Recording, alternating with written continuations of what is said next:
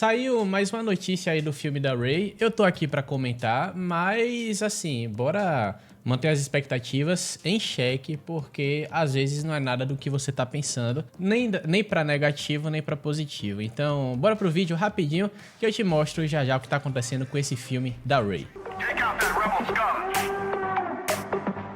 Saudações imperiais. Eu vou ser honesto aqui com vocês, tá? Honestamente, eu não pretendia gravar esse vídeo, porque é um bocado de salada de coisas que não fazem sentido sendo faladas.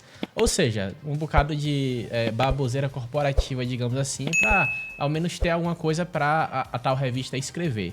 Só que, ao mesmo tempo, eu me peguei pensando que tem um certo tipo de, bora dizer, positividade tóxica que a gente tem que evitar para lidar com as obras de Star Wars. Obviamente a gente também tem a negatividade tóxica, mas eu, assim como o nosso trabalho aqui na Rádio Imperial, eu sempre tento olhar os dois lados da história na questão da notícia, né, das notícias que estão sendo faladas, e também, obviamente, a gente manter o pé no chão, botar o pé no freio, para manter as expectativas em xeque, porque depois, como diria os sábios profetas, né, digamos assim, a gente sabe que a expectativa, né, é a grande mãe da decepção. Então, bora aqui para nossa entrevista com a Daisy Ridley, no caso a Collider. Ela falou uma coisa muito interessante aqui, que assim, virou manchete, e essa manchete basicamente está falando assim: eu certamente estive muito envolvida. Daisy Ridley revela sua abordagem prática para seu novo filme de Star Wars, exclusivo da Collider.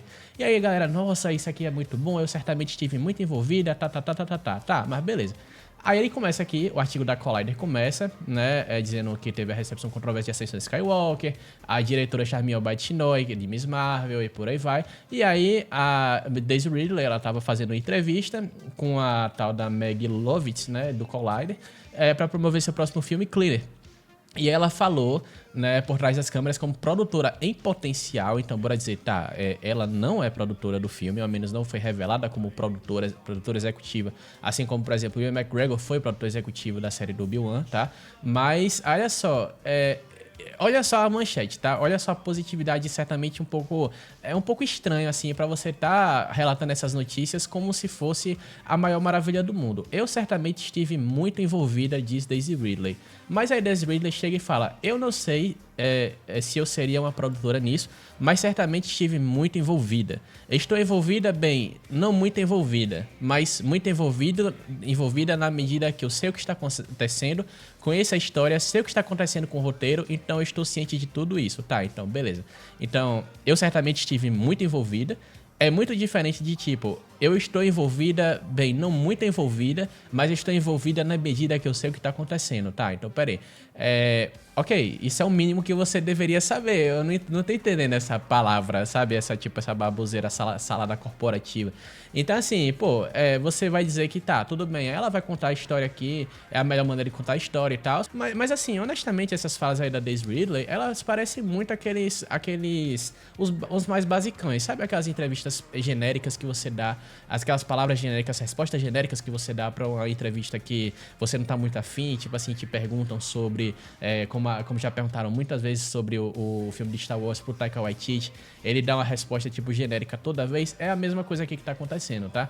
Como é que você me diz que, tipo assim, tá, a Daisy Ridley tá muito envolvida? Ela fala: não tô muito envolvida, mas eu tô envolvida a ponto de, nossa, saber o que tá acontecendo, eu conheço a história, sendo que, tá, a gente já dispensou outro roteirista, já entrou, acho que no quarto roteirista, tá?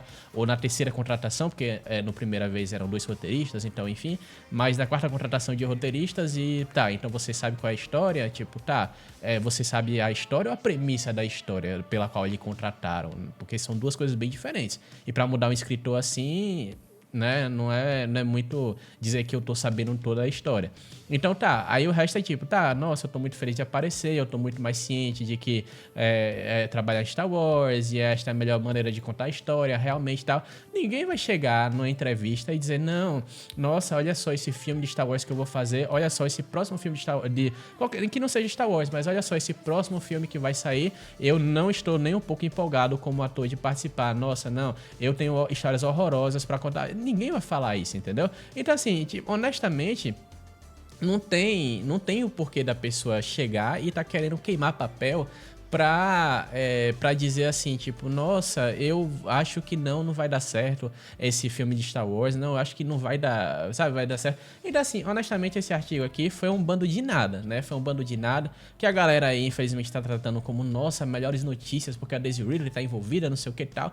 Mas é muita coisa, nossa, eu tô muito envolvida, não tô muito envolvida, mas eu tô meio envolvida porque eu sei como é a história. Então, minha filha, se decida, entendeu? Se decida, só isso. Mas, enfim, o que eu queria falar aqui, né, passar nesse vídeo, essa mensagem, é dizer, tipo assim, gente, olha só, mantenha expectativas no chão, tá? Eu tô querendo um filme da Rey, porque, na verdade, é mais Star Wars. Então é mais Star Wars a ponto de dizer, tá, como eu sempre falo, como eu sempre falei, Star Wars não precisa morrer, não precisa acabar, porque acabou no episódio 9 e a gente tem que contar histórias que venham depois, nem que seja a Rey com uma passada de bastão, né, alguma coisa, mas a gente tem que ter essa passagem de bastão pra depois a gente entrar nessa nossa próxima era de Star Wars, entendeu? Então mesmo assim, bora dizer, mesmo que você não tenha curtido as sequels, tá? E você tenha dito, nossa, porque é episódio 9 e tal, mas não seria justo dar uma chance a Star Wars a ponto de querer continuar a história para além do episódio 9 e de repente ser bom? Já pensou? Então assim, você não precisa estar se limitando a esse ponto e dizer, nossa, eu não vou querer mais história de Star Wars, mas é só fazer uma história que seja boa, que seja pelo menos uma ponte boa, pelo menos,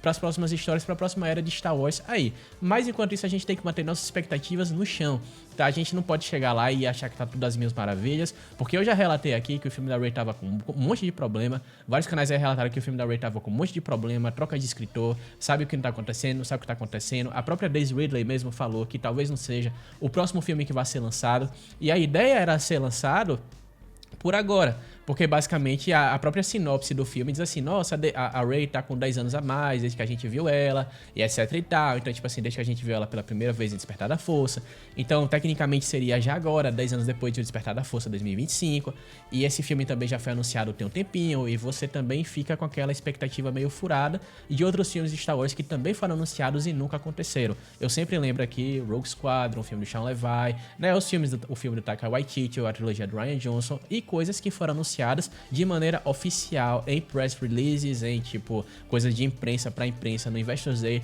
da Disney pela própria Kathleen Kennedy. Então assim, a história do Lando, né, e por aí vai. A gente tem muita coisa aí que a gente tem um certo medo, certo receio de lançar, e esse filme da Rey é uma das coisas que a gente tá com o pé atrás porque precisa ser direito. É aí que tá.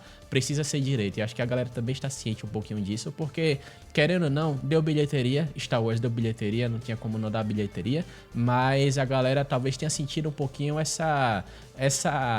esse percalço aí, tá? Que sentiu aí com o personagem da Rey, com as sequels e tal, o que aconteceu, né? Mas é ir pra frente, é bola pra frente, assim como teve as prequels do George Lucas, ele quis contar a história dele, e aí episódio 3 chegou, hoje em dia a galera considera episódio 3 um filme melhor do que Império Contra-Ataca, por exemplo, às vezes, em alguns aspectos ali, outros aspectos não. Então assim, tipo, não tem por que você desistir de uma ideia, porque ela...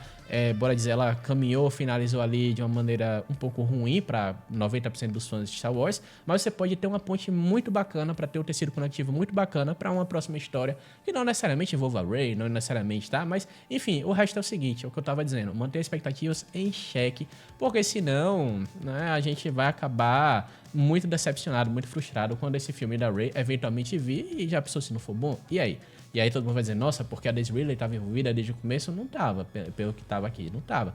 Porque, inclusive, ela estava falando que, nossa, eu tenho coisas muito boas para falar, não sei o quê, e aí no mesmo dia, na mesma semana, lançou uma notícia que o Steven Knight tinha saído do filme da Rey.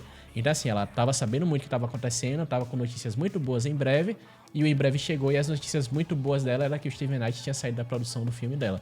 Então, assim, ela realmente sabe o que tá acontecendo? Ou isso aqui é um caso só de tipo, nossa, eu vou pegar o que ela falou pra tentar fazer, pra tentar positivar isso daqui e fazer as pessoas acreditarem em uma coisa que não é o que tá acontecendo, que é o caso dessa entrevista da Collider. Então, é isso. Eu só queria dizer que, se você quiser mais vídeos como esse, é claro, fica aqui na Rádio Imperial, se inscreve aí na moral, tá? E é isso, acompanha nosso trabalho aqui. Como diremos aqui no Império, uma vida longa, Imperador, e até a próxima. Long live